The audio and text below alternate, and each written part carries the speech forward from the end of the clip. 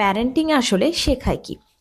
সবসময় যে পজিটিভ থাকতে বলেন, বাচ্চারা যে এত পরিমাণের ডিস্টার্ব করে, এত পরিমাণের এগ্রেসিভ আচরণ করে, সবসময় কি বাচ্চাদের ক্ষেত্রে পজিটিভ হয়ে যাওয়াটা স্বাভাবিক?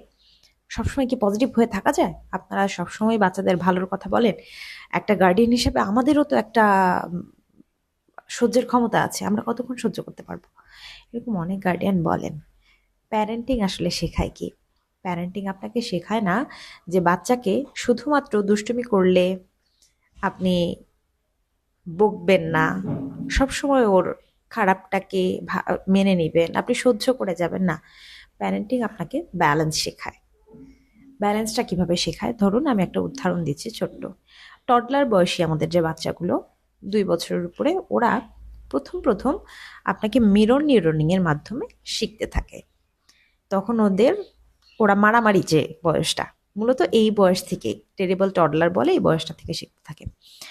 তখন আপনার বাচ্চা ধরুন আপনার গায়ে হাত তুলছে, আপনাকে মারার চেষ্টা করছে, আপনি কি করবেন? মার খাবেন?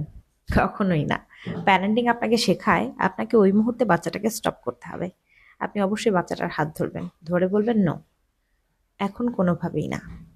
প্যারেন্টিং মানে শুধু এটা না যে আপনি সব সময় বাচ্চাটাকে আদরে রাখবেন।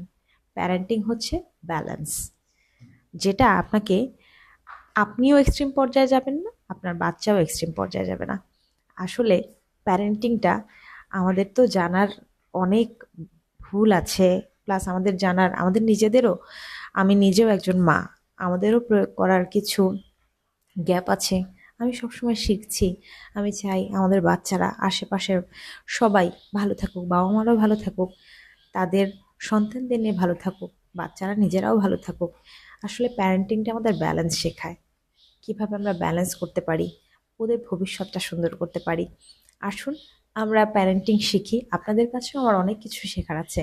দয়া করে আমাকে কমেন্ট করে জানাবেন, আমার ভুলগুলো আমাকে জানাবেন, যেন আমিও শিখি আমার সন্তানদের ক্ষেত্রে প্রয়োগ করার মাধ্যমে আমরা একটি পরিপূর্ণ ভালো মানুষের জাতি হিসেবে নিজেদের গড়ে তুলতে পারি।